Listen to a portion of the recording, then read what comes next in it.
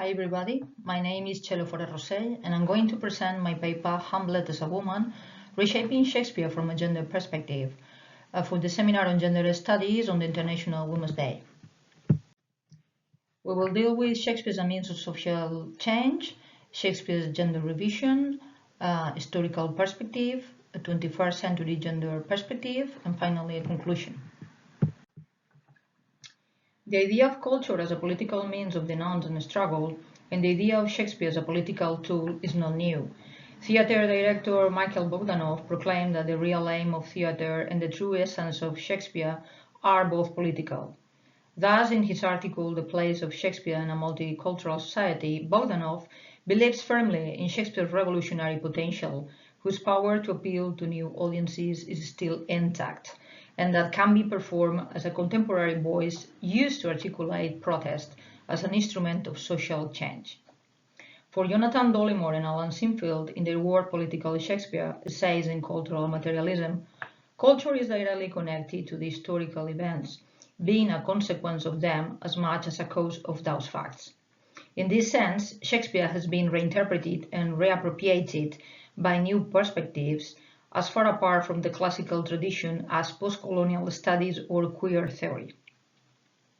As new versions and experimental adaptations have proved, the interpretation of Shakespeare's works is subject to permanent revisions which fuel the intellectual debate and enrich their understanding. Therefore, the ultimate revision of Shakespeare's works under the gender perspective is the logical consequence of the current critical approaches breaking through in the first decades of the 21st century. The concept of Shakespeare as a vehicle to show conflict and diversity opens up a means to fight for social change and rights improvement. Current critical approaches under the gender perspective readdress the deep analysis on Shakespeare's plays in order to grasp a completely different understanding from his works. Scholars such as Linda Bush, Lisa Jardine, Valerie Trope, Bruce R. Smith, Gail Pasta, Peter Erickson have contributed to develop this approach, focusing on the critical study of patriarchal structures, gender repression, and sexual manifestations in historical context, also analyzing their implications in contemporary societies. Thus, deconstructing Shakespeare's Hamlet from a postmodern critical approach makes possible to bring his characters to a contemporary social framework where gender values are reconsidered as a social construction. Therefore, under the gender perspective, Shakespeare's play acquires new meanings and its characters appear with an even greater significance, beyond the restrictive vision of traditional role genders. The endurance of the play to give a dramatic portrayal with sociopolitical transcendence is still relevant nowadays. Applying these ideas to the field of Shakespeare studies, there are two main trends in order to develop a gender revision on Shakespeare. The first way is to redefine female characters such as Ophelia, Juliet, or Lady Macbeth in feminist terms. The second method, more radical in its approach because of the gender transgression it implies, is to appropriate male roles such as Hamlet for its representative prominence and its cultural power. From a historical perspective, in his book Women as Hamlet, Performance and Interpretation in Theatre, Film and Fiction, Professor Tony Howard shows many credited and famous actresses such as French Sarah Bernhardt, Ukrainian Bertha Kalic, or Danish Asta Nielsen in the role of the Prince of Denmark. Also Spanish artists such as Margarita Xirgu and Núria Espert, who have performed the role of Hamlet as an acting challenge from the beginning of the 20th century. Both British and non-British actresses, English-speaking as much as non-English ones, have recurrently dared to perform the male leading role of possibly the most canonical of Shakespeare's works. The allure of the Shakespearean character started to catch women artists' interest very early. In fact, there are records of women performances of Hamlet from the 18th century with Charlotte Clark and Sarah Siddons in the 19th. Sarah Bernhardt performed Hamlet for the first time in French in 1899 in Paris and later in London.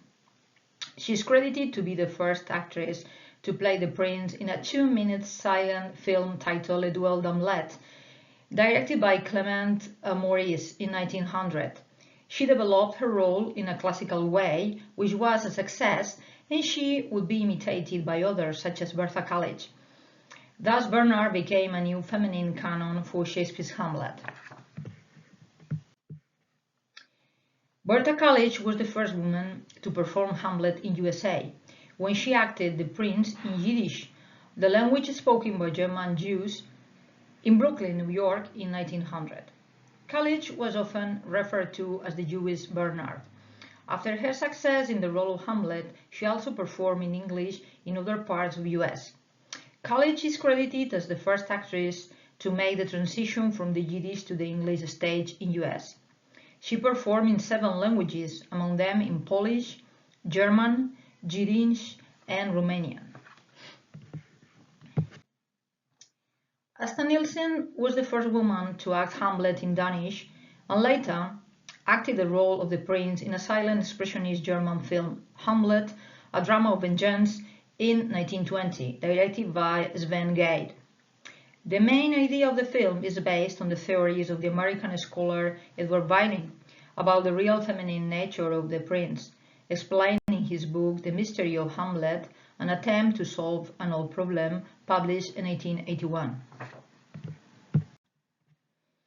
Margarita Xirgu was the first woman to perform Hamlet in Spanish when she exiled to Argentina after the Civil War in Spain, and she acted the role of the prince in Buenos Aires in 1938.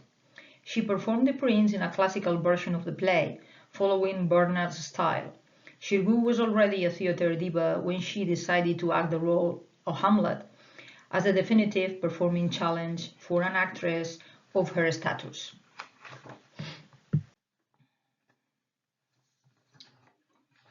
Notwithstanding 21st century female performances of the Danish prince, such as those by Blanca Portillo, Abke Haring, Maxim Peake, Ruth Negga, or Cash Jumbo, have applied a deliberate gender perspective with a feminist focus, which transforms the representation into an act of cultural activism that enhances Hamlet's reach in current society.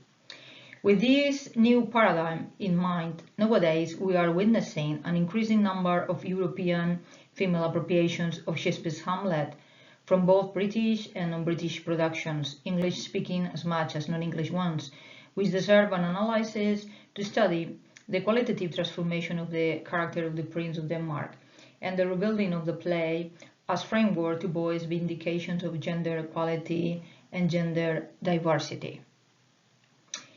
Even when these vindications are not explicitly claimed in the female performances of the leading role mentioned, Hamlet's appropriation by women brings new shades to the character from a gender perspective. Hamlet's personal traits, such as his sexual ambiguity and his contradictory sensibility, are reinforced, directing the Shakespearean character mainly towards a non-binary interpretation. The director's point of view is crucial to decide a woman must be in the center of the play, impersonating Hamlet to give a new twist to the character, and by extension to the whole Shakespeare's work. In this sense, we can find 2 ways of appropriating the character of the Prince of Denmark: androgynous Hamlet, as performed by Blanca Portillo, Abke Haring, Maxim Peake, Ruth Negga, or Cash Jumbo, and a feminine Hamlet, as performed by Angela Winkler, Michelle Terry, or Tessa Parr. Among the androgynous Hamlet, Slovenian Thomas Pandur created a postmodern version of Hamlet for the third millennium for the cultural space El Matadero of Madrid in 2009.